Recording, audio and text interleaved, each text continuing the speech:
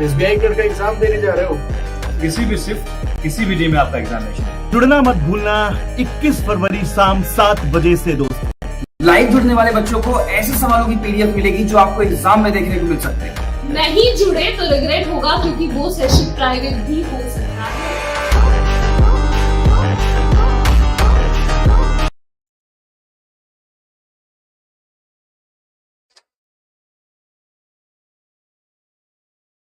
Hello everyone. Hello hello hello hello hello hello hello hello everyone एवरीवन। सो आज हम लोग स्टार्ट करेंगे अपने 19th ऑफ Feb की most important news. Okay, so bank, SSC, UPSC, railway, state exam, जिन भी कॉम्पिटिटिव एग्जाम की आप तैयारी कर रहे हैं, सभी के लिए सेशन इंपॉर्टेंट रहने वाला है। ओके, सो आज आप लोगों के लिए एक इम्पॉर्टेंट सेशन भी है। इसका आप लोगों ने प्रोमो भी देखा होगा। तो आज क्या 21 तारीख को सेशन लगा हुआ है। हर दिन वैसे तो इम्पोर्टेंट सेशन चल रहा है मॉर्निंग और इवनिंग में आप लोगों के लिए, जो एसबीआई क्लर्क प्रीलिम्स को टारगेट कर रहा है। ओके, और जो 2025 को टारगेट कर रहे हैं वो भी यहाँ पर जुड़ सकते हैं, अपने क्वेश्चंस की प्रैक्टिस कर सकते हैं। सो स्टार्ट करते हैं। Okay, so good morning, Radhe Radhe बच्चों। आज का मोटिवेशनल कोट काफी प्यारा है, शुरू करते हैं। जय Shri Radhe. God is going to give you more than you asked for. ये तो यार देखो सबको पता है, ठीक है। लेकिन दिक्कत ये है ना कि हम लोग भगवान पे भरोसा या भगवान को कब ग्रेटिट्यूड पे करते हैं, ठीक है, जब हम कहीं ना कहीं कुछ बेहतर कर रहे होते हैं, कुछ बेहतर पा रहे होते हैं। बजाय उसके अगर आप एक छोटा सा ना, मतलब वो मैंने एक लाइन पढ़ी थी, लाइन क्या पढ़ी थी, एक साहब है काफी बड़े, मतलब मोटिवेशनल स्पीकर है, वो कहते हैं ना, भगवान को अपना दोस्त बना लो, ठीक है। अगर भगवान आपके दोस्त है ना, तो फिर दोस्त अगर आपका बेहतर है तो फिर तो मेरे दोस्त आप पर वो दिक्कत भी नहीं आने देगा। और इसी बात को आपको समझने की जरूरत है कि जो भगवान है ना मेरे दोस्त, वो आपको ना इतना देंगे ना, इतना देंगे ना, इतना देंगे ना। बस आप एक बात हमेशा याद रखना, आप अपने जीवन में ना ईमानदारी, ऑनेस्टी, ओके, इसको मत छोड़ना। आप ईमानदारी से मेहनत करिए, ईमानदारी से मेरे दोस्त जो काम आप कर रहे हैं ना उस काम को ईमानदारी से करिए। कुछ भी करें, खाना बना रहे ईमानदारी से बनाइए, वॉक कर रहे हैं ईमानदारी से करिए मेरे भाई, पढ़ रहे हैं ईमानदारी से पढ़िए, ठीक है, ईमानदारी से पढ़िए। किसी चीज में ना अपनी तरफ से कमी मत छोड़िए। कि देखो हमें सब पता होता है, हमारा मन, हमें, हमारी सोच हमारी कैसी है, हमें सब पता है, ठीक है। हम एक अलग दुनिया को दिखा सकते हैं, लेकिन हमें तो सब पता है ना कि हम कहां पर स्टैंड करते हैं, हम क्या सोचते हैं, हमारे विचार क्या, सारी चीजें। तो वही मैं आपको बोलूंगा कि कोशिश करो यहां पर कि आपको तो पता है ना कि आप कहां पर हो, आपको कहां पर पहुंचने की जरूरत है कुछ पाने के लिए। तो आप उस चाहत और उस होने के बीच का जो अंतर है उसे पाटने की कोशिश करो, और ये काम करो ईमानदारी से मेहनत करके मेरे भाई, ठीक है। हर एक चीज में कोशिश करो, भगवान को जरूर याद करो। सुबह उठे हैं तो प्रभु आपने हमें जीवन दिया है, उसके लिए धन्यवाद। रात को सो रहे हैं, हे प्रभु आपने हमें जीवन दिया, उसके लिए धन्यवाद। हमें भोजन दिया, उसके लिए धन्यवाद, ठीक है। हमें परिवार दिया, उसके लिए धन्यवाद मेरे भाई, ठीक है। हर एक चीज के लिए हमें उनको ग्रेटिट्यूड पे करना पड़ेगा। आपकी पॉजिटिवनेस, आपका लोगों को मेरे दोस्त सम्मान देना, आपका ईमानदारी से काम करना, बहुत कुछ आपका ये जो पर्सनालिटी होती है ना, जब ये बदलती है ना और पर्सनालिटी एक सही डायरेक्शन में जाती है, तो ये सिर्फ पढ़ाई, सिलेक्शन, ये सब तो हो जाएगा। ये कोई दूर की बात नहीं है मेरे भाई, आज नहीं तो कल कुछ ना कुछ हो जाएगा। लेकिन ईमानदारी से जीना सीख लीजिए पहले। भगवान आपको बहुत कुछ देने वाले हैं, बहुत कुछ आपके जीवन में जो आपने सोचा भी नहीं होगा वो भी मिलेगा, ठीक है, आपने जो नहीं सोचा होगा, ठीक है। तो कोशिश करिए अपनी तरफ से ईमानदारी से जीवन लेकर आगे चलने की। ओके, बाकी शुरू करते हैं। एमसीक्यूज है हमारे पास कल की न्यूज पर बेस्ड, उनको शुरू करते हैं। Who is the 26th chief election commissioner of India? Who is the 26th chief election commissioner of India?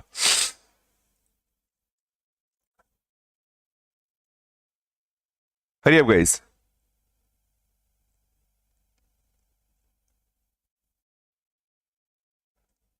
Who is the 26th chief election commissioner of India? तो राइट आंसर बनेगा option number 3 यहां पर ज्ञानेश कुमार साहब। Okay, Gyanesh Kumar साहब है ये यहां पर अभी 26th चीफ इलेक्शन कमिश्नर बने। अगला, who has been appointed CEO of Standard Chartered India? Okay, standard chartered India के सीईओ कौन अपॉइंट हुए हैं?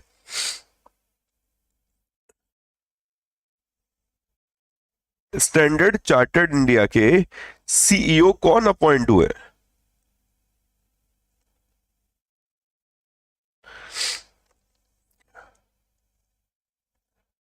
बहुत बढ़िया, राइट आंसर बनेगा बेटा पीडी सिंह, पीडी सिंह। अभी कुछ और अपॉइंटमेंट भी रहे, जैसे अभी हम लोगों ने चीफ इलेक्शन कमिश्नर का नाम देखा ज्ञानेश कुमार, वैसे ही यहां पर इंटेल एआई के जो चीफ हैं, ओके, उसको नोकिया ने अपना सीईओ बनाया है। नोकिया ने इंटेल एआई के जो चीफ है होटार्ड, HOTARD, होटार्ड, इनको नया इन्होंने सीईओ अपॉइंट किया। ओके, सीईओ अपॉइंट किया। एक है न्यू सिटी, ठीक है, या city bank India, city bank India. इस सिटी बैंक इंडिया के भी हेड बने के बाला सुब्रमण्यम। ओके, के बाला सुब्रमण्यम इनको अपॉइंट किया है, ठीक है, के बाला सुब्रमण्यम, ये अच्छा अपॉइंटमेंट है मेरे दोस्त। मारुति सुजुकी ने अभी हिसासी ताके ऊंची इनको अपना एमडी एंड सीईओ बनाया। ओके, किसको मेरे भाई? हिसासी ताके ऊंची को मारुति सुजुकी ने अपना एमडी एंड सीईओ अपॉइंट किया। एमडी एंड सीईओ, क्लियर है? एक कंपनी है, इसका नाम है वेदांता। ओके, क्या नाम है? वेदांता। वेदांता ने अभी, या वेदांता रिसोर्सेस ने अभी मेरे भाई देशनी नायडू इनको अपना फर्स्ट सीईओ अपॉइंट किया। Okay, first CEO. एक है Zoho Corp, okay, Zoho corporation, इसने नया सीईओ बनाया है शैलेश कुमार। किसको मेरे भाई? शैलेश कुमार को, शैलेश कुमार, यहां पर इनको जोहो कॉर्पोरेशन ने अपना सीईओ अपॉइंट किया है। Next, who has been appointed MD and CEO of SBI card. SBI card के एमडी एंड सीईओ कौन बने हैं? अभिजीत चक्रवर्ती की जगह पे। ओके, अभिजीत चक्रवर्ती की जगह पे किनको अभी इसका हेड बनाया गया है?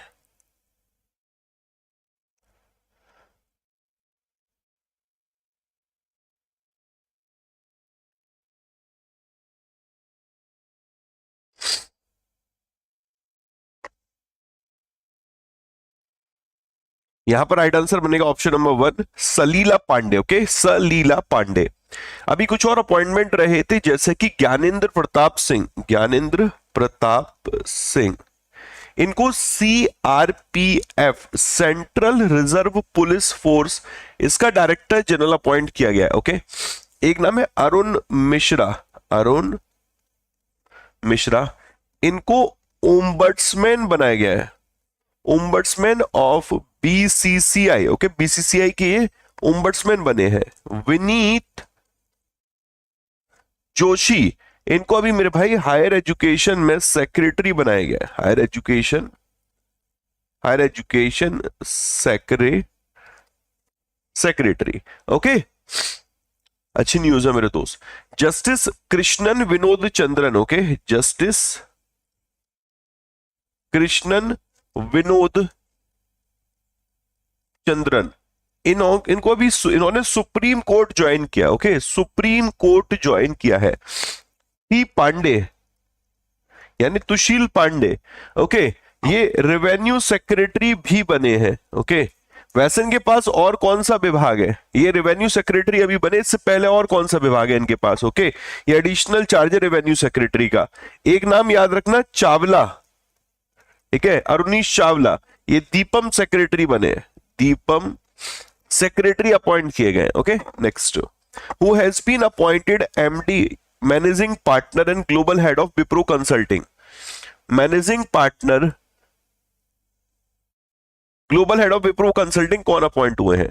तो ये अपॉइंट हुए भाई अमित कुमार। ओके, अमित कुमार को यहां पर अपॉइंट किया गया है। ये पांडे साहब जो हैं, ये आपके फाइनेंस सेक्रेटरी भी है। ओके, ये फाइनेंस सेक्रेटरी भी है। डन। इसके अलावा और क्या याद रख सकते हैं मेरे भाई? और क्या याद रख सकते हैं? बहादुर सिंह सागू। Okay, Bahadur Singh सागू, okay सागू। बहादुर सिंह सागू को अभी AFI का प्रेसिडेंट चुना गया, ओके। AFI की फुल फॉर्म बताना आप लोग कमेंट सेक्शन में, ओके। AFI। इसरो के न्यू चीफ कौन बने? न्यू चीफ मेरे भाई ये है V Narayanan, okay. V Narayanan, okay. V Narayanan मेरे भाई, ओके। एक और याद रखना, director general of civil aviation के जो डायरेक्टर जनरल है इनका नाम है फैज अहमद, ओके। फैज अहमद मेरे भाई, ठीक है। फैज अहमद, क्लियर है गाइस? फैज अहमद। और क्या याद रख सकते हैं? UIDAI इसके CEO अपॉइंट हुए हैं भुवनेश कुमार, ओके। भुवनेश कुमार। अगला, where was statue of Tamil poet and philosopher Thiruvalluvar unveiled? Tamil कवि और दार्शनिक थिरुवल्लुवर साहब इनकी प्रतिमा कहां अनावरण की गई मेरे भाई? कहां इनकी प्रतिमा का कहां अनावरण किया गया था?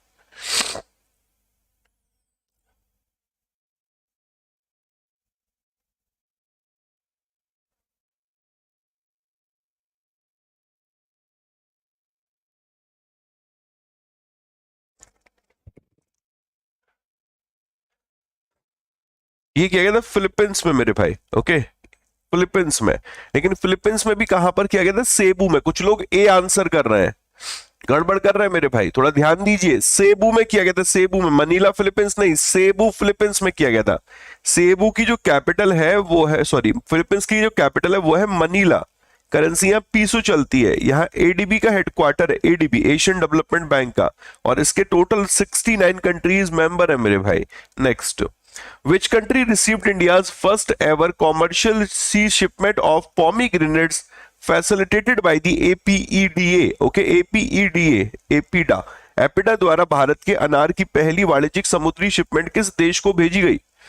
किस देश को भेजी गई मेरे भाई?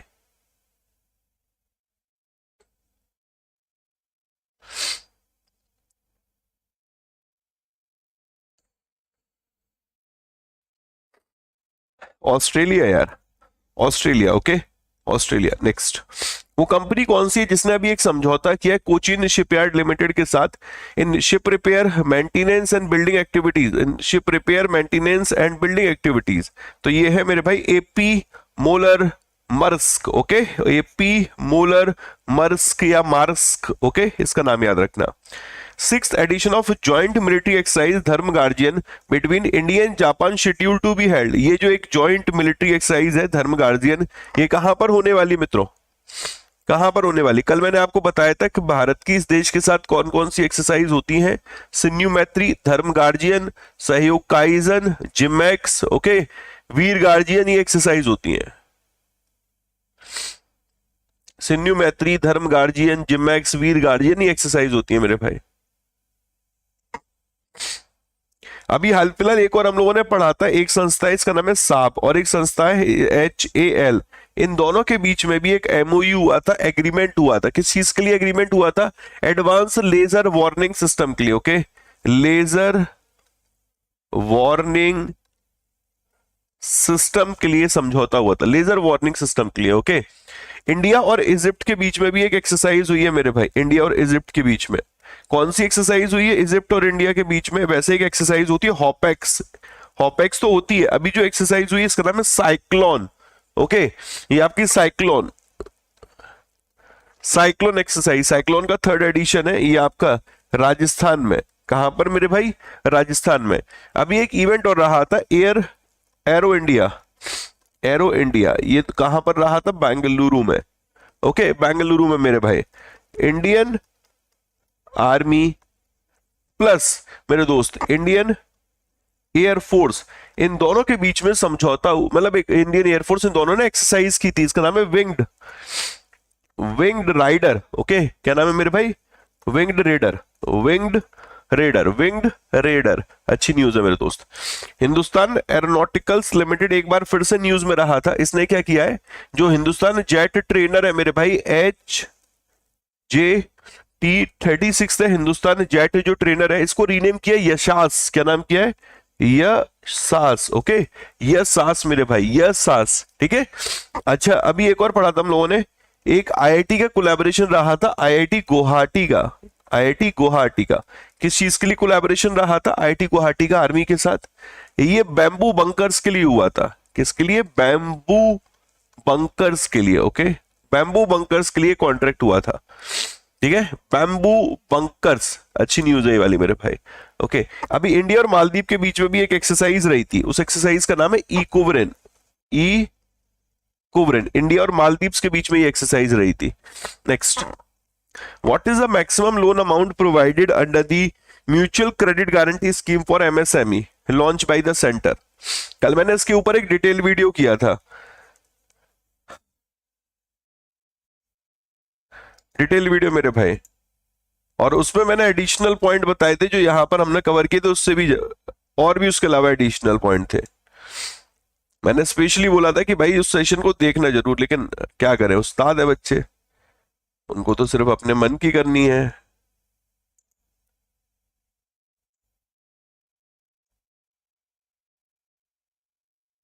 मात्र देखा उसको 7000 स्टूडेंट है, नाइस, बहुत बढ़िया। यहां पर आंसर कितना है मेरे भाई? 100 करोड़ रुपए, ओके, 100 करोड़, 100 करोड़। नेक्स्ट, कौन सी ऑर्गेनाइजेशन है जिसने एमएसडीई, ओके, एंड एनएसडीसी इसके साथ मिलकर AI for entrepreneurship micro learning module launch किया है? ये क्या? इंटेल इंडिया ने, ओके, इंटेल इंडिया ने। नेक्स्ट, कितने crew members can the Matsya 6000 submersible accommodate within its spherical hull मेरे भाई? तो ये कहते हैं कि एक मत्स्य 6000 पनडुब्बी अपने गोलाकार ढांचे में कितने चालक दल के सदस्यों को समायोजित कर सकती है? ठीक है, 3 को मेरे भाई, 3 को।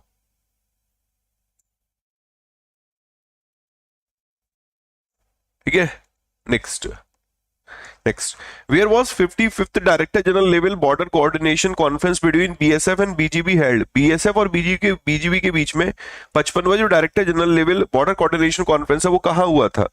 ये हुआ था नई दिल्ली में मेरे भाई, न्यू दिल्ली में।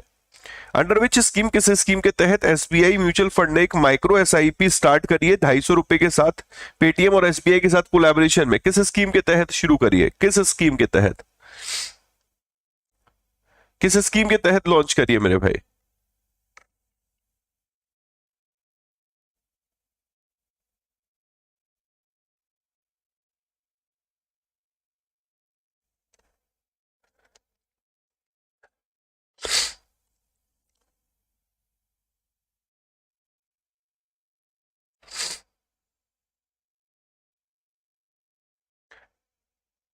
ये आंसर है जन, ये गलत लिखा है, जन निवेश मेरे भाई, जन निवेश एसआईपी, ओके, जन निवेश एसआईपी।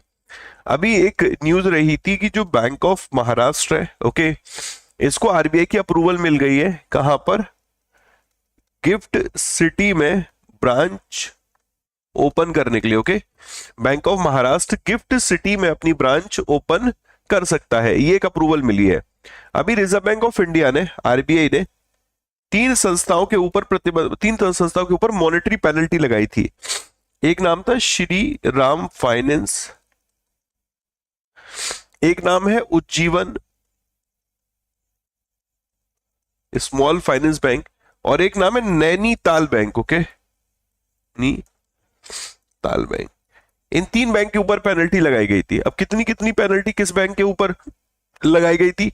तो नैनीताल बैंक के ऊपर 61.40 लाख रुपीस की पेनल्टी लगाई थी, okay, 61.40। Ujjivan small finance bank के ऊपर 6.70 लाख रुपीस की पेनल्टी लगी थी, ओके, एंड श्रीराम फाइनेंस इसके ऊपर 5.80 लाख की पेनल्टी लगी थी। तो ये 3 अमाउंट याद रखना, क्यों लगी थी अभी उसमें नहीं घुस रहे हम लोग, पढ़ चुके हैं वो। Shriram finance 5.80, Ujjivan small finance bank 6.70, Nainital bank 61.40, इतने लाख रुपीस की पेनल्टी लगाई गई थी। ठीक है भाई, डन। और क्या याद रख सकते हैं मेरे भाई? ठीक है, हाँ, अभी आरबीआई का ऑथराइजेशन मिला एक संस्था को ऑनलाइन पेमेंट एग्रीगेटर के तौर पे काम करने के लिए, ओके, ऑनलाइन पेमेंट, इसका नाम के ईज बज, ओके, ईज बज को अभी आरबीआई का ऑथराइजेशन मिल गया है ऑनलाइन पेमेंट एग्रीगेटर के तौर पे काम करने के लिए। अभी स्मॉल फाइनेंस बैंक को आरबीआई ने अलाउड किया है कि ये credit line on UPI offer कर सकता है, okay, credit line on UPI offer कर सकता है, ठीक है। अभी आरबीआई ने 50 रुपए का नया नोट जारी किया है संजय मल्होत्रा जो गवर्नर साहब है उनके सिग्नेचर के साथ, ओके। अभी सेबी ने एक मित्र लॉन्च किया था, मित्र, MITRA, मित्र किस चीज के लिए? कहते हैं कि जो इनएक्टिव म्यूचुअल फंड फोलियोज हैं उनको ट्रैक करने के लिए यहां पर सेबी के द्वारा मित्र लॉन्च किया गया है। इवन अभी रिजर्व बैंक ऑफ इंडिया ने पेनल्टी 2 और संस्थाओं के ऊपर लगाई थी, एक था फेडरल बैंक, ओके, एक था फेडरल बैंक और एक था Karur Vysya bank, okay, Karur Vysya bank, okay. अब कितने कितने की पेनल्टी यहां पर लगाई थी? 35.60 लाख की तो लगाई थी फेडरल बैंक के ऊपर, 35.60 लाख की पेनल्टी लगी थी फेडरल बैंक के ऊपर, और 8.3 लाख रुपीस की पेनल्टी लगाई गई थी यहां पर मेरे दोस्त करूर वैश्य बैंक के ऊपर। आ रही बात समझ में? क्लियर हो रहा है? अरे सर कैसे क्लियर नहीं हो रहा, और कैसे क्लियर होगा? अभी एआई अमिताभ बच्चन जो अवतार है वो किसने लॉन्च किया था? आईडीएफसी फर्स्ट बैंक ने, और इसको एक्सपेंड किया है। आईडीएफसी जो फर्स्ट बैंक है, ठीक है, उसने अमिताभ बच्चन साहब का एआई अवतार और एक्सपेंड किया है, ओके। एआई अमिताभ बच्चन अवतार, एआई अमिताभ बच्चन अवतार मेरे भाई। Next, which Greek banking group has partnered with LTI Mindtree to establish new global delivery center in Pune? Pune में एक नया ग्लोबल डिलीवरी सेंटर सेटअप करने के लिए अभी ग्रीक एक बैंकिंग ग्रुप है, इसने एलटीआई माइंडट्री के साथ कोलैबोरेशन किया। इसका नाम क्या है?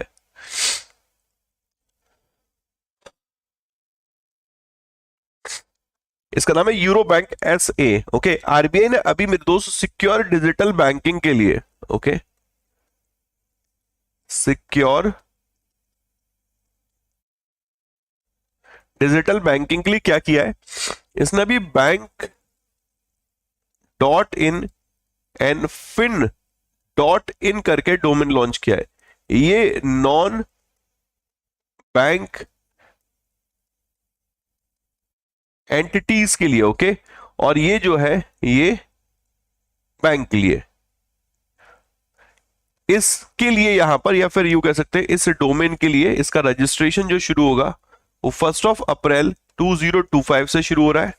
इसके रजिस्ट्रार के तौर पे IDRBT काम कर रहा है, ओके, IDRBT, ओके। एक और याद रख सकते हैं, इस बार जो रेपो रेट है वो आपकी चेंज हुई थी 25 बेसिस पॉइंट, यानी 0.25% कम हुई थी।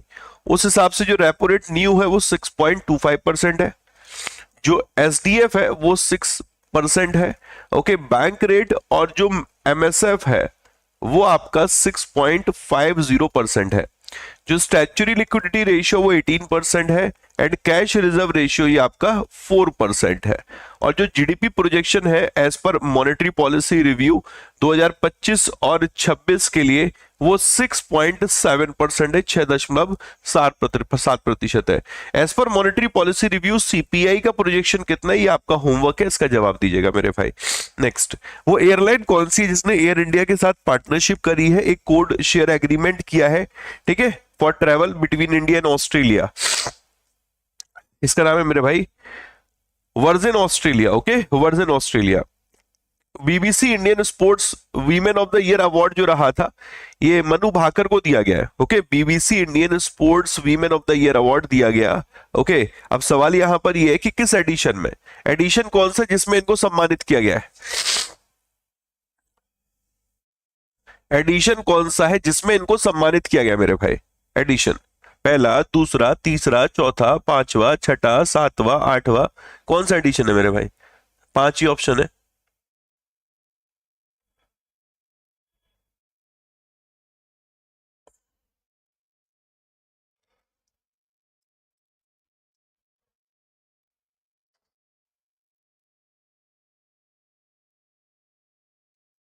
एक अभी और याद रख सकते हैं,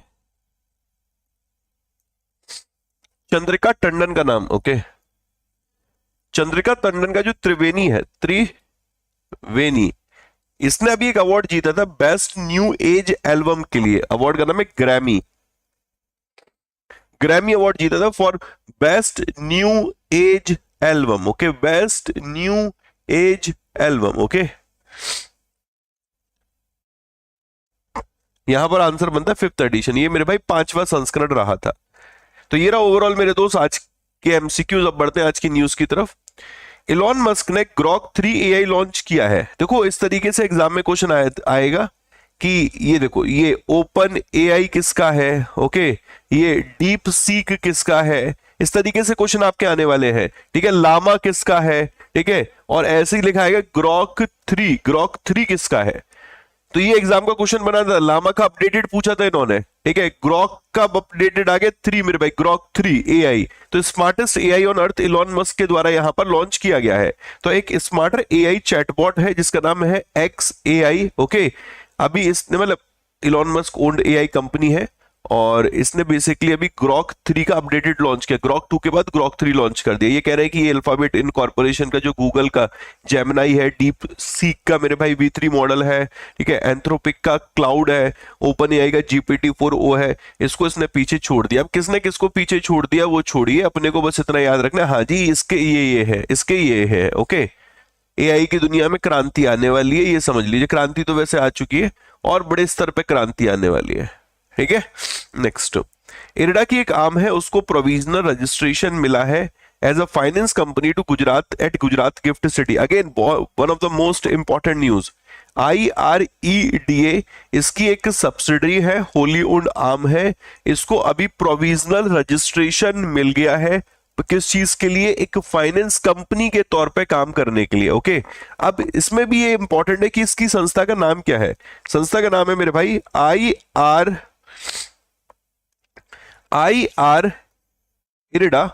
global green energy finance IFSC limited. ये नाम याद रखना, IFSC international financial service centre authority, इसने सर्टिफिकेशन इसको दे दिया है, ओके। 18 फरवरी को ये सर्टिफिकेशन मिला है फाइनेंस कंपनी के तौर पे काम करने के लिए। Nice news. ये IREDA ministry of new and renewable energy के अंतर्गत आता है। ये रिन्यूएबल एनर्जी प्रोजेक्ट होते हैं मेनली, उनके लिए फाइनेंस प्रोवाइड करने का काम करता है, ठीक है। Is engaged in providing finance to mainly renewable energy project. अब इंपॉर्टेंट है यहां पर मेरे दोस्त, काफी चीजें एक एक करके समझ लेते हैं, जैसे कि IREDA, okay, public sector enterprise. ये तो क्लियर ही हो गया, ये भी पता चल गया किस मंत्रालय के अंतर्गत है, किस मंत्रालय के पास ओनरशिप है। तो ministry of new and renewable energy के पास ओनरशिप है। इसकी स्थापना कब हुई थी, 1987 में। 1987 में इसको स्थापित किया गया था। इसका हेडक्वार्टर कहां पर है, न्यू दिल्ली में, नई दिल्ली में इसका मुख्यालय स्थित है मेरे भाई। अब इंपॉर्टेंट ये है कि who is the minister of new and renewable energy, okay. ये ministry of new and renewable energy कौन देख रहा है, तो ये है प्रहलाद जोशी साहब, ओके। प्रहलाद जोशी साहब minister of new and renewable energy देख रहे हैं। अच्छा, ministry of new and renewable energy के अलावा और भी कोई मंत्रालय इनके पास है, हाँ जी, consumer affair food and public distribution, okay. Consumer affair food and public distribution इनका मंत्रालय, एक मतलब 2 मंत्रालय होगा, ministry of new and renewable energy होगी, consumer affair food and public distribution हो गया। इनकी कॉन्स्टिट्यूएंसी क्या है, ओके। कॉन्स्टिट्यूएंसी मतलब निर्वाचन क्षेत्र का क्या है, कहां से सांसद है, तो ये धरवाद कर्नाटक से सांसद है मेरे भाई, ओके। धरवाद कर्नाटका, यहां से ये सांसद है। क्लियर है भाई, समझ में आ रहा है, मजा आ रहा है? तो प्लीज यार थोड़ा सेशन को लाइक भी करते चलिए। लाइक वाइक तुम लोग करते नहीं हो, बस आराम से बैठे रहे तो भूल जाते हो। अरे गुरुजी भूल जाते लाइक वाइक करना, अरे फटाफट से लाइक और लाइव का रेशियो बराबर कर दिया करो यार थोड़ा। IFSC ये भी चलो आज पढ़ लेते हैं, international financial service centre authority. Basically ये एक रेगुलेटरी बॉडी है। अब RBI क्या क्या रेगुलेट करेगा, तो ये एक अलग रेगुलेटरी बॉडी बना दी है मेरे दोस्त, किसके लिए, इंडिया के जो स्पेशल इकोनॉमिक जोन है, जैसे कि जो गिफ्ट IFSC है, okay. Gift IFSC international financial service centre है, उसको रेगुलेट करने के लिए जो अथॉरिटी है, उसका नाम है international financial service centre authority. बात समझ में आ रही है? इसको एस्टैब्लिश किया गया था 2020 में, 2020 में इसको एस्टैब्लिश किया गया था, ठीक है, 2020 में। और के राजा रमन इसके चेयरमैन है, के राजा रमन इसके मेरे दोस्त चेयरमैन है। ओके,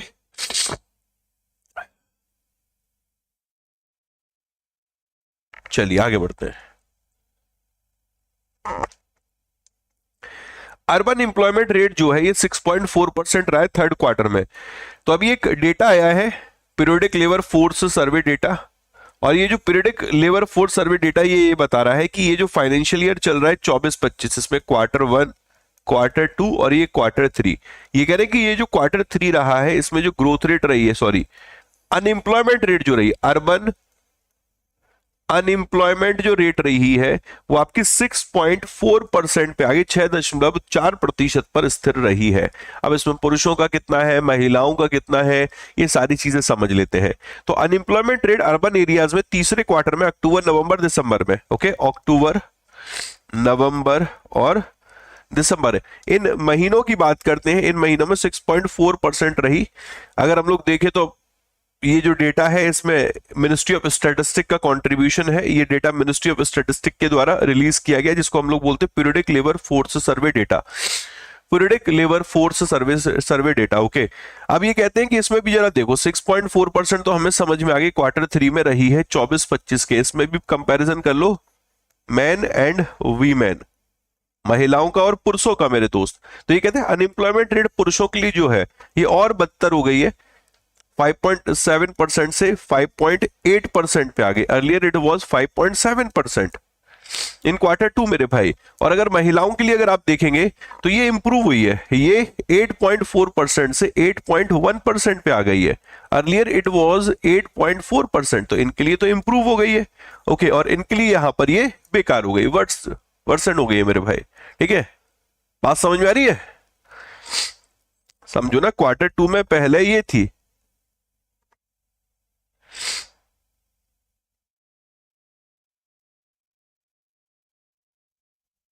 ओके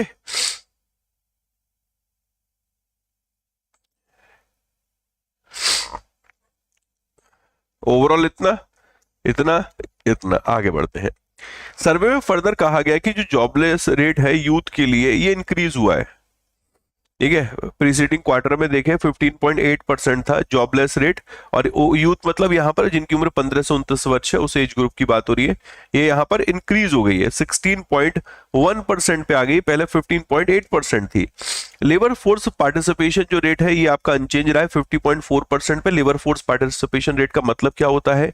ये उन लोगों की बात करता है, ऐसे लोग जो या तो वर्किंग है या फिर मेरे दोस्त अर्बन पॉपुलेशन में जो एम्प्लॉयमेंट ढूंढ रहे हैं, ऐसे लोग जो शहरी आबादी में या तो काम कर रहे हैं या रोजगार की तलाश कर रहे हैं, ऐसे लोगों की हिस्सेदारी को हम लोग बोलते हैं लेबर फोर्स पार्टिसिपेशन रेट। और ये 50.4% पे आ गया है, 50.4% पे। तो तीन चीजें हो गई यहाँ पर। हम लोगों ने ओवरऑल अनएम्प्लॉयमेंट रेट समझा, वो क्लियर है। डेटा का नाम पढ़ा हम लोगों ने, periodic labour force survey data. हमने ये पढ़ा कि इसको रिलीज किसने किया, फिर हमने कंपैरिजन किया कि ओवरऑल तो चलो 6.4% है, महिलाओं के लिए पुरुषों के लिए क्या अनएम्प्लॉयमेंट रेट में बढ़ोतरी हुई है या ये घटा है मेरे भाई।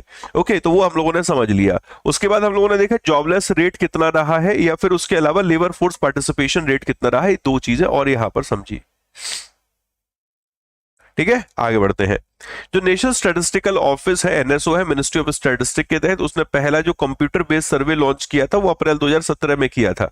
3 महीने के इंटरवल पे इसको जारी किया जाता है, और ये इस बार 25 नंबर का रहा है, 25वां रहा था इससे श्रृंखला का।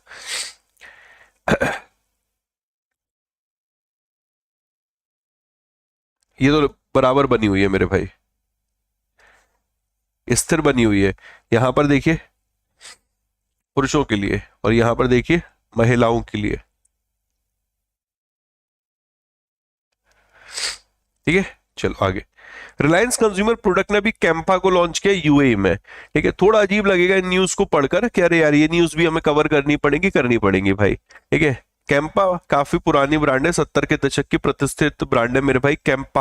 कैंपा कोला आता था ना, कैंपा कोला, तो रिलायंस ने इसको खरीद रखा है। रिलायंस कंज्यूमर प्रोडक्ट अब ये कह रहा है कि हम इस कैंपा कोला को ग्लोबल करेंगे, ग्लोबल स्टेज पे लेकर जा रहे हैं, और यूएई में लॉन्च कर रहे हैं। यूएई में, यूनाइटेड अरब अमीरात में मेरे भाई। ठीक है, यूएई में जो कोला ब्रांड है ये गल्फ फूड में भी लॉन्च की गई थी, food and beverages sourcing event रहा था, उस दौरान इसको लॉन्च किया गया था। यूएई में इसको एगिथिया ग्रुप के साथ मिलकर लॉन्च किया जा रहा है। किसके साथ? एगिथिया ग्रुप के साथ मिलकर लॉन्च किया। Reliance campaign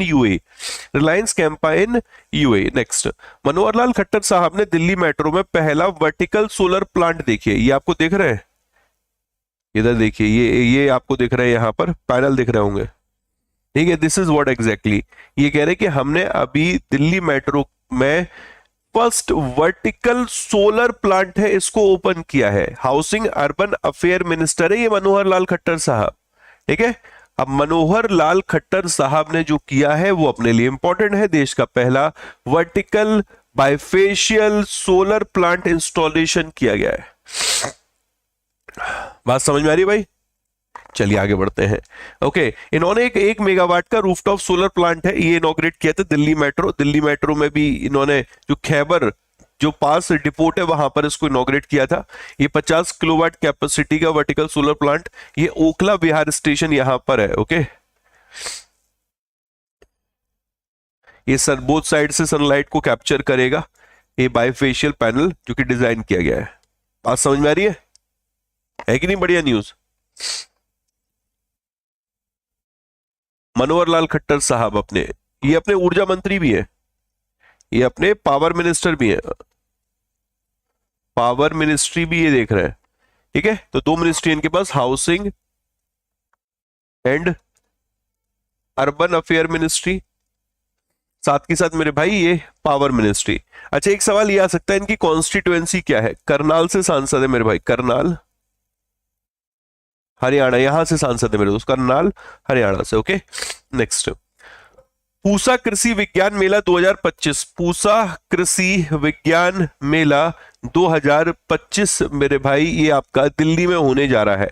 okay, new Delhi में। और इसको कौन इनॉग्रेट कर रहे हैं? शिवराज सिंह चौहान साहब, जो कि अपने एग्रीकल्चर मिनिस्टर है। ओके, शिवराज सिंह चौहान साहब, उनके द्वारा इसको दिल्ली में इनॉग्रेट किया जाएगा। वहां पर जो लेटेस्ट सीड वेराइटीज हैं वो शोकेस की जाएंगी, टेक्नोलॉजीज यहां पर शोकेस की जाएंगी, फार्मर्स को, स्टूडेंट्स को, अदर स्टेक होल्डर्स को। इस पूसा कृषि विज्ञान मेला के अंतर्गत इसको ऑर्गेनाइज किया जा रहा है किसके द्वारा?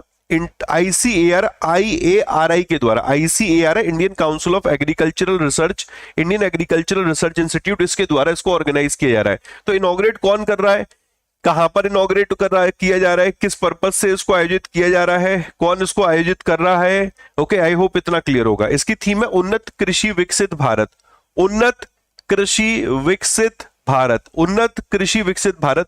इसमें दो तीन चीजें हैं वो आपको याद रखनी है कि ओपनिंग सेरेमनी जो रहेगी, इनॉग्रल जो सेरेमनी रहेगी, इनॉग्रल फंक्शन होगा, उस पर गेस्ट कौन है, उसको कौन इनॉग्रेट कर रहा है। जो क्लोजिंग सेरेमनी रहेगी उस पर गेस्ट कौन है, ठीक है। इसमें चीफ गेस्ट कौन है। तीन चीजें हैं, तीनों चीजें हमें समझनी है। अच्छी चीज ये है कि इसमें जो कैबिनेट मिनिस्टर है उनके अंतर्गत जो मिनिस्टर ऑफ स्टेट है तो उनको यहां पर मेरे दोस्त अधिकार दिया गया है यहां पर वही चीफ गेस्ट के तौर पे काम करने का। तो एग्रीकल्चर जो मिनिस्टर है इनका नाम है शिवराज सिंह चौहान साहब, ये तो भाई चीफ गेस्ट है इस इनॉग्रल फंक्शन के। जबकि minister of state for agriculture जो रामनाथ ठाकुर है वो गेस्ट ऑफ ऑनर रहेंगे, ये भी क्लियर हो गया। और ये कह रहे हैं कि जो वैलिडिक्टरी सेशन रहेगा, समापन जो सत्र रहेगा, उस पर जो चीफ गेस्ट होंगे वो यहां पर भागीरथ चौधरी रहेंगे, भागीरथ चौधरी। बात समझ में आ रही है? अब आपको कि सर ये कौन, तीन कैसे मिनिस्टर ऑफ स्टेट? भाई मैंने पहले भी बताया था कि एक होते कैबिनेट मिनिस्टर और उसके अंडर में जो मिनिस्टर ऑफ स्टेट होते हैं वो इनको असिस्ट करने के लिए रखे जाते हैं। तो शिवराज सिंह चौहान साहब का नाम तो सबको पता ही है, रामनाथ ठाकुर साहब, और रामनाथ ठाकुर साहब के अलावा भागीरथ चौधरी, ये तो मेरे भाई कौन है? Minister of state for agriculture है। बात समझ में आ रही है?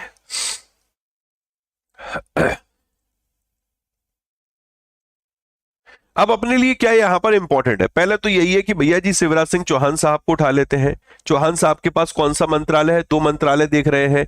एक तो ये देख रहे हैं आपके शिवराज सिंह चौहान साहब agriculture ministry. Okay, agriculture ministry, agriculture farmer welfare ministry, welfare ministry, ये देख रहे हैं। इसके अलावा यहां पर ये एक रूरल डेवलपमेंट मिनिस्ट्री देख रहे हैं। इनकी कॉन्स्टिट्यूएंसी विदिशा, विदिशा मध्य प्रदेश, यहां से सांसद है। ओके, विदिशा मध्य प्रदेश, यहां से मेरे दोस्त ये सांसद है। इसके अलावा और क्या याद रख सकते हैं, और क्या याद रख सकते हैं मेरे भाई, अरे आगे ना, रविंद्रनाथ, ये भागीरथ चौधरी, ठीक है, भागीरथ चौधरी इनका नाम पहले पढ़ लेते हैं। भागीरथ चौधरी साहब है, ये minister of state for agriculture farmer welfare है। इनकी कॉन्स्टिट्यूएंसी किसी को याद है मेरे भाई? मैंने आप लोगों को बोला था कि जो मिनिस्टर ऑफ स्टेट है आपको अलग से नहीं पढ़ने, बस कोशिश ये करनी है कि जो भी न्यूज में रहा है, जो भी न्यूज में रहे मेरे भाई, उनको उठा लो, उनको उठा लो मेरे भाई, जो भी न्यूज में रहे, और उनकी मंत्रालय और उनकी कॉन्स्टिट्यूएंसी पढ़ लो, अलग से पढ़ने की जरूरत नहीं है। भागीरथ चौधरी जी अजमेर से सांसद है, अजमेर जो लोकसभा कॉन्स्टिट्यूएंसी है वहां से ये चुनकर आए हैं। अब आपके लिए बस ये है कि एक छोटा सा होमवर्क दे रहा हूं, एक बार क्रॉस चेक जरूर कर लेना कि अजमेर से ही सांसद है कि नहीं है, एक बार देख लेना, ठीक है। जहां तक मुझे मेरे भाई क्लियर है, अजमेर से ये सांसद है, ठीक है। ऐसे ही एक नाम याद रखना, रामनाथ ठाकुर जी। रामनाथ ठाकुर जी के पास भी ministry of agriculture farmer welfare है। इनकी कॉन्स्टिट्यूएंसी आपका होमवर्क रहेगा, ये ढूंढ के आपको बतानी है, इनकी क्रॉस चेक करनी है मेरे भाई, भागीरथ चौधरी की और इनकी मेरे दोस्त रामनाथ ठाकुर साहब की, इनकी क्या है कॉन्स्टिट्यूएंसी ढूंढ के बताना। नेक्स्ट, रिलायंस दूसरे नंबर पे रहा है फ्यूचर ब्रांड इंडेक्स 2024 में, एप्पल से भी आगे निकल गया है मेरे भाई, ये एप्पल से भी आगे, ठीक है। सैमसंग टॉप पे बैठा हुआ है, फ्यूचर जो ब्रांड इंडेक्स रहा है, ठीक है, उसकी बात यहां पर की जा रही है। एक सेकंड रुकिए,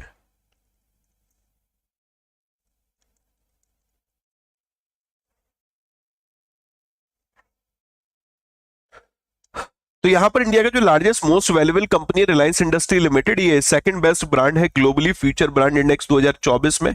ओके, एप्पल नाइकी इन कंपनी से भी आगे है। रिलायंस 11 स्थान उछलकर मेरे दोस्त ये दूसरे नंबर पे आ गया है। ये 2023 में 13वें नंबर पे बैठा हुआ था, 2023 में 13वें नंबर पे था, और 11 पायदान ऊपर चढ़ के दूसरे नंबर पे आ गया है लेटेस्ट रैंकिंग में। इस रैंकिंग को लीड किया है सैमसंग ने, और रिलायंस इकलौता इंडियन ब्रांड है इस लिस्ट में, इकलौता इंडियन ब्रांड है मेरे भाई। इवन 2014 में देखें तो 7 of top 10 brand were from USA, but by 2024 अगर 2004 ये कह रहे थे 2014 की बात कर रहे हैं, 2014 की बात करें तो टॉप 10 में से 7 यूएसए की ब्रांड थी, बट आज 2024 आते आते आते आते टॉप 10 में यूएसए की सिर्फ मेरे भाई 7 से 4 ब्रांड रह गई हैं। टॉप 10 में 5 ब्रांड एशिया पैसिफिक से मिडिल ईस्ट से हैं, समझते हैं इसको, ठीक है। ये आप पूरा समझो।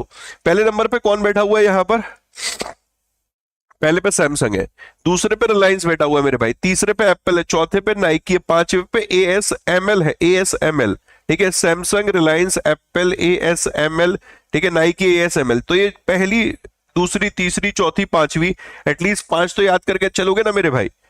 तो रिलायंस इंडस्ट्री नंबर 2 पोजीशन पे आ गया फ्यूचर ब्रांड इंडेक्स 2024 में। इन्होंने एप्पल, नाइकी को पीछे छोड़ दिया है, फर्स्ट इंडियन कंपनी है टॉप 3 में ये।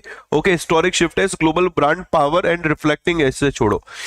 रिलायंस इंडस्ट्री 2023 में 13वें नंबर पे था, और यहां पर 2024 में दूसरे नंबर पे है। एप्पल तीसरे नंबर पे खिसक गया है, सैमसंग पहले नंबर पे बना हुआ है। चलो ठीक है, 2014 में टॉप 10 में 7 यूएस की ब्रांड थी, 2024 में 4 यूएस की है, 5 एशिया पैसिफिक की है, और वेस्ट एशिया ब्रांड है। चलिए ठीक है, ये भी क्लियर है।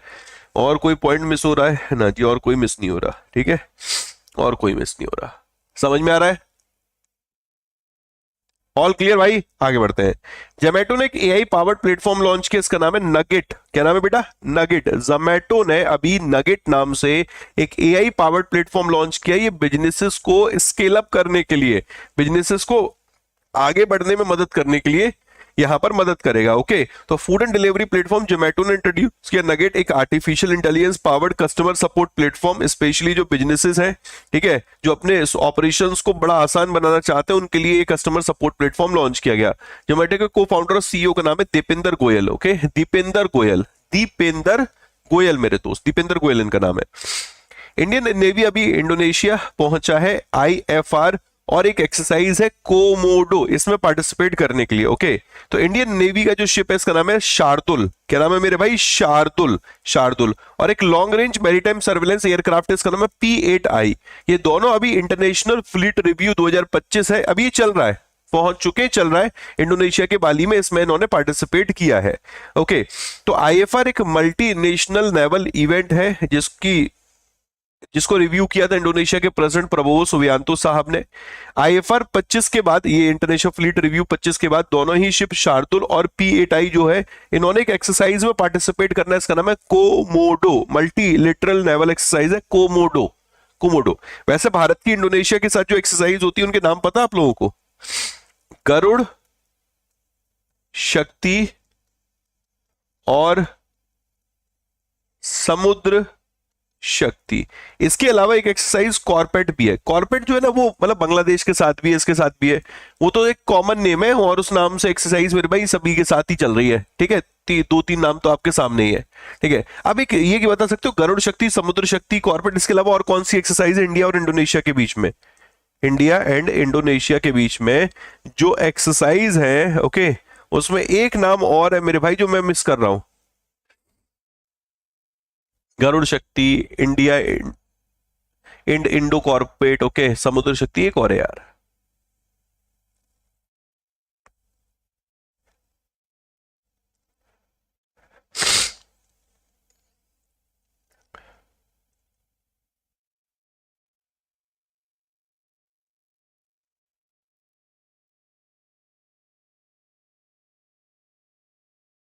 सोचिए सोचिए।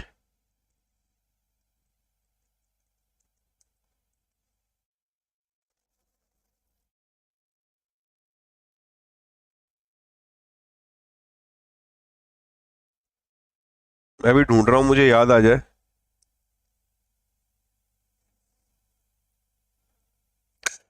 कॉर्पोरेट तो हो गया ना।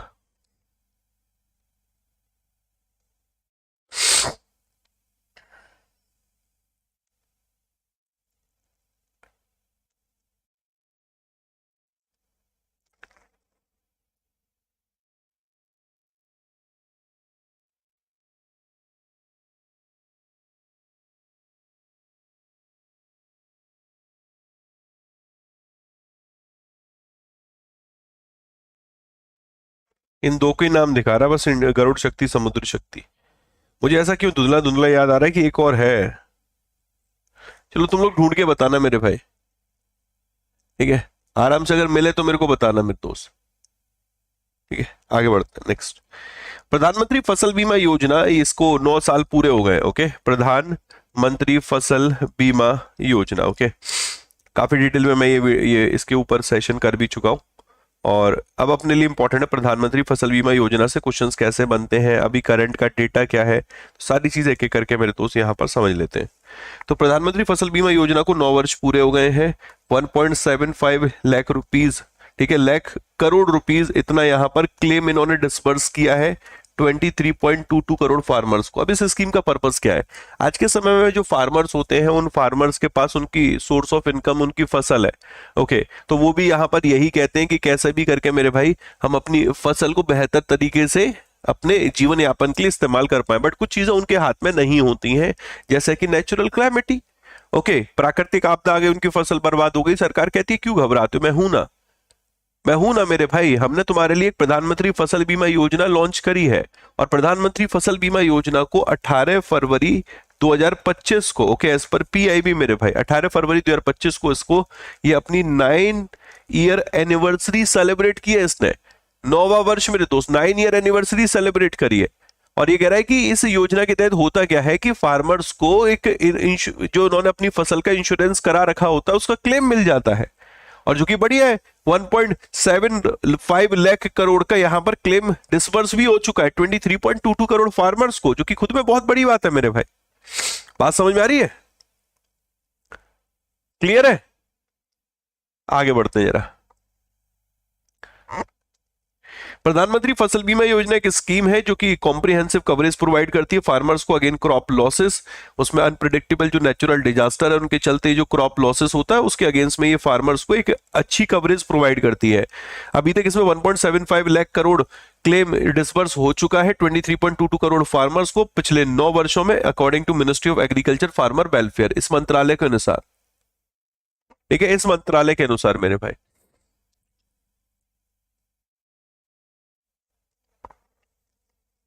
आगे जो स्कीम है इसमें 25% की ग्रोथ देखने को मिली थी फार्मर्स एनरोलमेंट में 23-24 में। कहते हैं कि 23-24 में हमें फार्मर्स एनरोलमेंट में 25% की ग्रोथ देखने को मिली।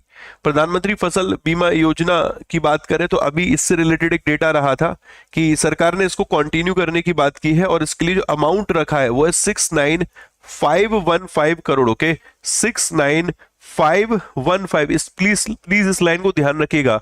इस स्कीम को 2025-26 तक कंटिन्यू किया जा रहा है, 25-26 तक। और इस स्कीम के लिए जो बजट में अमाउंट रखा है, मतलब इसका टोटल जो बजट रखा है वो है 69,515.71 करोड़ रुपीस। ओके क्लियर है। तो ये कहते हैं प्रधानमंत्री Fasal Bima Yojana restructured weather based crop insurance scheme, इसको हम 25-26 तक एक्सटेंड कर रहे हैं और उसके लिए हम लगभग 70,000 करोड़ रुपए खर्च करने जा रहे हैं, 70,000 करोड़ रुपीस खर्च करने जा रहे हैं। मैटर चलो यहां तक तो समझ में आ जाता है, यहां से तो सारी चीजें क्लियर है। बट ये वाला पेज है जो कि मेरे लिए एग्जाम के लिए मेरे दोस्त एक सवाल तैयार करता है। अब क्या सवाल तैयार करता है कि आज के समय में हमें पता है कि अगर फार्मर्स को इंश्योरेंस कराना है इस योजना के तहत तो उनको एक इंश्योरेंस प्रीमियम पे करना पड़ेगा। हाँ जी सर, इंश्योरेंस प्रीमियम तो आज आप और हम इंश्योरेंस लेके बैठे मेरे भाई प्रीमियम पे करते हैं। तो प्रीमियम का रेट सरकार ने यहां पर कम कर रखा है। सरकार कहती है कि जो इंश्योरेंस प्रीमियम है, ठीक है, वो हम भी पे करेंगे, आप भी पे करिए, लेकिन जो फार्मर से ये पैसा प्रीमियम के तौर पे ले रहे हैं, ये कहते हैं कि जो खरीफ फसल है उसके लिए आपको प्रीमियम पे करना है 2%। जो रवि क्रॉप है, रवि फसल है, उसके लिए प्रीमियम पे करना है 1.5%। अब आप कहोगे सर इतना कम प्रीमियम, भाई और प्रीमियम जो होगा वो सरकार पे कर रही है, ठीक है। और जो हॉर्टिकल्चर और जो कॉमर्शियल क्रॉप है उनके लिए जो प्रीमियम है वो 5% है। ये एग्जाम का सवाल बना था। रिमेनिंग जो प्रीमियम होगा वो गवर्नमेंट के द्वारा दिया जा रहा है। बात क्लियर हो रही है। 18 फरवरी 2016 को इस स्कीम को लॉन्च किया गया था। Ministry of agriculture farmer welfare की योजना, उसी की तरफ से ये डेटा आया है। ओके, इंश्योरेंस कवर प्रोवाइड करने के लिए यहां पर फार्मर्स के लिए इस स्कीम को लेकर आए हैं। All clear. चलिए आगे बढ़ते हैं, ठीक है। Kerala to be first state to collect and bin expired drug, ये मेरे को बहुत बढ़िया न्यूज लगी मेरे दोस्त। ये न्यूज ये है कि पहली दफा फर्स्ट टाइम इन इंडिया जो केरल ड्रग्स कंट्रोल डिपार्टमेंट है, ये कलेक्ट करेगा एंड साइंटिफिकली डिस्पोज करेगा, कलेक्ट करेगा, डिस्पोज करेगा एक्सपायर्ड एंड अनयूज्ड ड्रग्स को। बात समझ में आ रही है? बात क्लियर हो रही है मेरे भाई? तो ये कह रहा है कि यहां पर फर्स्ट टाइम इंडिया में ऐसा हुआ है कि जो केरल ड्रग कंट्रोल डिपार्टमेंट है ये एक्सपायर्ड और जो अनयूज्ड ड्रग्स है, दवाइयां हैं, उनको कलेक्ट करेगा और उनको डिस्पोज करने का यहां पर ये काम करेगा। ओके, डिपार्टमेंट एक डेवलप क्या करने जा रहा है, ये जो Kerala drug and control department है ये डेवलप करने जा रहा है NPROUD,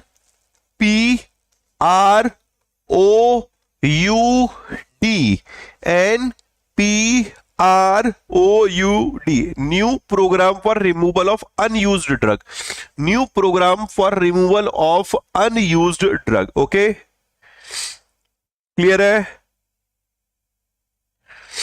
अब फैसिलिटी में क्या होगा कि जो कलेक्ट किया जाएगा अनयूज्ड ड्रग उसके लिए कहा जाएगा कि इसको डिपॉजिट करना है कि डेजिग्नेटेड प्लेस हो, वो छोड़िए, इतनी हमें पीएचडी नहीं करनी है, ठीक है। आगे बढ़ते हैं। अंडर 19 वर्ल्ड कप जो हीरो है इनका नाम है कमलिनी। ओके, कमलिनी। अब ये जो कमलिनी है ये WPL जैसे IPL वैसे ही वीमेन प्रीमियर लीग खेलने वाली यंगेस्ट प्लेयर है। वीमेन प्रीमियर लीग खेलने वाली मेरे दोस्त ये यंगेस्ट प्लेयर है। बात समझ में आ रही है? यंगेस्ट प्लेयर है कि नहीं? गजब न्यूज है, मतलब एक और आपको बढ़िया न्यूज मिल गई दोस्त। तो इनका नाम है जी कमलिनी, who was the part of Indian team जिसने under 19 women T20 world cup जीता था। यंगेस्ट क्रिकेटर है जिन्होंने WPL खेला है। इन्होंने मुंबई इंडियंस के लिए डेब्यू किया है। किसके लिए मेरे भाई? मुंबई इंडियंस के लिए। किसके अगेंस्ट में किया है? गुजरात जायंट के अगेंस्ट में किया मेरे भाई, गुजरात जायंट। किस उम्र में? 16 वर्ष की उम्र में, 16 वर्ष की उम्र में मेरे भाई। ओके, ये सारा आपको जब पीडीएफ मिलेगी ना तो पीडीएफ में आपको ये सारा बिल्कुल ऐसे ही मिलेगा जैसे और न्यूज होती है, इंग्लिश हिंदी बिल्कुल डिटेल में वैसे ही। ओके, आप टेलीग्राम ग्रुप ज्वाइन कर लो, GA बाय आशीष गौतम, इस टेलीग्राम ग्रुप में आपको 1,31,000 स्टूडेंट मिलेंगे और इस टेलीग्राम ग्रुप में डेली बेसिस पे हम लोग 3 बजे क्विज भी कराते हैं। अगर आप जब इस टेलीग्राम ग्रुप में जुड़ेंगे ना मेरे भाई, तो डेली बेसिस पे हम लोग 3 बजे क्विज भी करते हैं। ओके, डेली बेसिस पे। तो 3 PM जैसे आज के करंट अफेयर्स हुए तो आज का क्विज आपका 3 बजे होगा। 1,31,462 बच्चे इसको ज्वाइन कर लीजिए, ठीक है। नेक्स्ट, अब देखो यूनिवर्सिटी, ये एग्जाम का सवाल मिल गया आपको क्योंकि इस तरीके का क्वेश्चन आ चुका है। ऑस्ट्रेलियन यूनिवर्सिटी है, उन्होंने कैंपस ओपन किया था, तो वहां से सवाल आया था कि 2 अभी ऑस्ट्रेलियन यूनिवर्सिटी है जिन्होंने कैंपस ओपन किया था। कुछ याद आ रहा है? ऑस्ट्रेलियन यूनिवर्सिटी मेरे भाई इन गिफ्ट एग्जाम में क्वेश्चन बना था। एग्जामिनर ने पूछा था कि एक यूनिवर्सिटी तो डेक्कन यूनिवर्सिटी, दूसरी का नाम क्या है? तो university of Wollongong, university of Wollongong, अगर याद आ रहा हो मेरे भाई। ओके, अब यहां पर जरा देखिएगा, एक यूनिवर्सिटी है, इसका नाम है university of San Diego. Okay, university of San Diego, ये अपना कैंपस सेटअप करने जा रहा है गिफ्ट सिटी में। ओके,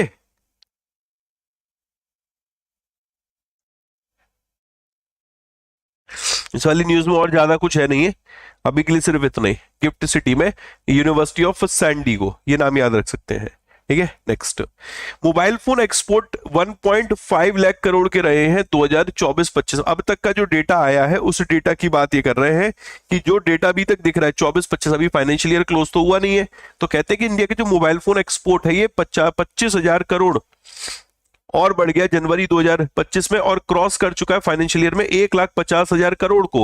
अगर टोटल एक्सपोर्ट देखें जो कि रहा था 20-21 में मेरे भाई, वो था आपका 21,868 करोड़ का। देखो ना यहाँ पर 20-21 में देखो 22,000। अब देखो यहाँ पर 24-25 आते आते मोबाइल एक्सपोर्ट कहां तक पहुंच गया है, ठीक है। इंडियन सेलुलर और जो इलेक्ट्रॉनिक्स एसोसिएशन है उसकी तरफ से ये डेटा आया है, इंडियन सेलुलर इलेक्ट्रॉनिक एसोसिएशन, कि 22,868 से अब मोबाइल फोन एक्सपोर्ट 1,50,000 करोड़ पे पहुंच गया है कि नहीं? है गजब न्यूज मेरे दोस्त।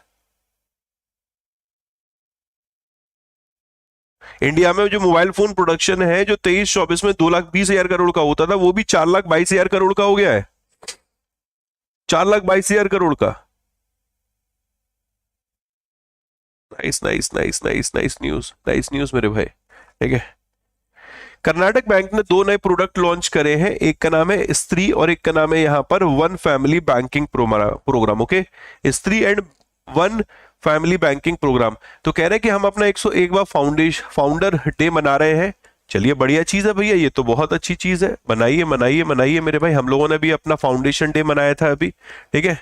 और यहां पर मुद्दे की बात पे आते हैं, कर्नाटक बैंक की बात करते 1924 में ये बना था, 18 फरवरी 1924, और अभी अपना 101वां फाउंडर्स डे सेलिब्रेट कर रहा है। और उस उपलक्ष्य में इन्होंने महिलाओं के लिए स्पेशली स्त्री करके एक सेविंग बैंक अकाउंट लॉन्च किया है, एक one family banking program launch किया है, ठीक है। Family under one ID offering tailored benefit shared. अच्छा, वन फैमिली बैंकिंग प्रोग्राम एक ही आईडी से। चलिए, बहुत बढ़िया। अपने लिए इंपॉर्टेंट है कि कर्नाटक बैंक के 2 नए प्रोडक्ट का नाम क्या, एक का नाम है स्त्री, एक का नाम है वन फैमिली। एक का नाम है स्त्री, एक का नाम है वन फैमिली, ठीक है। Stree is a basically saving account and one family banking program होगा जो कि लिंक होगा फैमिली के साथ अंडर वन आईडी, एक आईडी के तहत। Nice news. तो ये 5 जो है ना, ये जो मैं इस तरीके से लेकर आया हूं, ठीक है, ये मेरे दोस्त आपको मिल जाएंगे बिल्कुल डिटेल में। ओके, अब ये देखो, एक चीज बड़ी इंपॉर्टेंट है कि आई होप आपको सेशन तो बढ़िया लगा होगा, प्रेजेंटेशन बढ़िया लगा होगा, सारी चीजें बढ़िया लगी होंगी, एक्सप्लेनेशन बढ़िया लगा होगा मेरे दोस्त, रिवीजन बढ़िया लगा होगा, एमसीक्यूज बढ़िया लगे होंगे, तो आज तो दिल खुश हो गया होगा, ठीक है। अब थोड़ा इस चीज का और ध्यान रखना है यहाँ पर कि अगर आप लोगों को सब्सक्रिप्शन लेना है और आप लोग बिल्कुल जीरो से तैयारी करना शुरू करना चाहते हैं, तो आज से अभी से अपना फाउंडेशन क्लासेस शुरू करिए। आप बैंक महापैक को इनरोल कर सकते हैं अगर आप बैंक इंश्योरेंस की तैयारी कर रहे हैं। अगर आप बैंक इंश्योरेंस के साथ रेगुलेटरी बॉडी की तैयारी कर रहे हैं, RBI grade B, NABARD, SEBI, SIDBI, bank महापैक प्लस ले सकते हैं। इस बात का जरूर ध्यान दीजिएगा, अगर रेगुलेटरी बॉडी की तैयारी कर रहे हैं तो बैंक महापैक प्लस बना आपके लिए, और सिर्फ अगर बैंक और इंश्योरेंस की तैयारी कर रहे हैं तो उसके लिए आपका बैंक महापैक बना है। ओके, इसमें ऑप्शन आते हैं आपके साथ 12 महीने, 24 महीने। तो बेस्ट तो यही है कि अगर बिल्कुल बिगिनर है तो आप बिल्कुल बिगिनर है तो 24 महीने के साथ जाइए, ठीक है। और क्या कर सकते हैं, अड्डा 24/7 हमारी एप्लीकेशन को इंस्टॉल कर लीजिए। एप्लीकेशन इंस्टॉल करने के बाद कोशिश ये करिए, इस पे डेली बेसिस पे क्विज होता है, क्विज अटेम्प्ट करिए, ओके। इस पे आर्टिकल्स आते हैं उनको देखिए, और अगर आपको एनरोल करना है तो एप्लीकेशन में स्टोर पे जाइए, स्टोर में लाइव क्लासेस में जाइए, और फिर बैंक महापैक को आप एनरोल कर सकते हैं। ये बैंक महापैक सिलेक्शन बॉक्स क्या है, बैंक महापैक के साथ अगर आप प्रिंटेड बुक भी साथ में लोगे तो वो एक्सपेंसिव पड़ेगा। तो हम लोगों ने यहाँ पर एक बैंक महापैक सिलेक्शन बॉक्स बना दिया जिसमें आपको बैंक महापैक भी मिलता है और प्लस 6 प्रिंटेड बुक भी मिलती है। इंग्लिश के लिए ये है मेरे भाई, हिंदी के लिए ये है। कोड सभी में सेम है, Y168। जिनको ये मेरा जो बैच है वॉरियर प्रो बैच, ठीक है, one stop solution for general awareness, ये आपका इन सभी का भाग है, इन सभी का पार्ट है। अगर आपको अलग से वॉरियर प्रो लेना है तो वो भी आप ले सकते हैं। वॉरियर प्रो में बेसिकली 5 बैचेस रहते हैं। एक फाउंडेशन बैच है, सारथी बैच मेरे दोस्त, जो कि आपका रनिंग में चल रहा है, आज इसकी क्लास रहेगी। Current affairs, monthly current affairs class, कल इसकी क्लास रही थी मेरे भाई, ओके। और statement based current affairs batch चक्रव्यूह, तो ये एमसीक्यू बैच है। ये यहाँ पर मंथली करंट अफेयर्स डिटेल में पढ़ते हैं। ये आपका फाउंडेशन बैच है for financial awareness and banking awareness मेरे भाई, ओके। ये आप इसके डिस्क्रिप्शन में जाके इसकी टाइमिंग भी चेक कर सकते हैं। वैसे इसकी जो टाइमिंग है वो सुबह 10 बजे से 11:30 बजे तक रहती है, मंडे, वेंसडे और फ्राइडे। इसकी टाइमिंग रहती है सुबह 10 बजे से मेरे भाई 11:30 बजे तक, ट्यूसडे, थर्सडे और सैटरडे। और इसकी टाइमिंग रहती है ओनली मंडे। हम लोग मंडे इसको डिस्कस करते हैं, ठीक है। सेम इसका जो प्राइस है 1562 है, 12 महीने के लिए पड़ेगा Y168। अगर आपको सिर्फ जीए पढ़ना है तो इस बैच के साथ जाना। जो बच्चे एसबीआई क्लर्क को टारगेट कर रहे हैं, एसबीआई पीओ को टारगेट कर रहे हैं, उनके लिए जनरल अवेयरनेस की टेस्ट सीरीज हम लोग 10 जनवरी को लॉन्च किए थे। और जो बच्चे ऐसे हैं जिनको कि एसबीआई क्लर्क के प्री के टेस्ट लगाने हैं, मॉक लगाने, अभी भी जाकर इसको एनरोल करके आप लगा सकते हैं। इसमें प्री के टेस्ट भी अवेलेबल है। वैसे ये मेंस के लिए सिर्फ ओनली फॉर मेंस, लेकिन इसमें आपके प्री के टेस्ट भी ऐड करा दिए गए, ओके। सेम कोड है Y168, आपको ये यूज करना है। 279 रुपीज का ये आपको पड़ेगा। आई होप आपको सेशन पसंद आया होगा, बढ़िया लगा होगा मेरे दोस्त। डेली बेसिस पे जुड़िए सेशन में, ओके। टेलीग्राम ग्रुप ज्वाइन कर लीजिए, जीए बाय आशीष गौतम। 1,31,000 से ज्यादा बच्चे, अड्डा 24/7 हमारा एप्लीकेशन इंस्टॉल कर लीजिए, जिसमें कि आपको डेली बेसिस पे क्विज भी देखने को मिलते हैं। Bye bye, take care, Radhe Radhe, अपना ख्याल रखिए, खुश रहिए बच्चों। एसबीआई क्लर्क का एग्जाम देने जा रहे हो? किसी भी डे में आपका एग्जामिनेशन। जुड़ना मत भूलना 21 फरवरी शाम 7 बजे से दोस्तों। लाइव जुड़ने वाले बच्चों को ऐसे सवालों की पीडीएफ मिलेगी जो आपको एग्जाम में देखने को मिल सकते हैं। नहीं जुड़े तो रिग्रेट होगा, क्योंकि वो सेशन प्राइवेट भी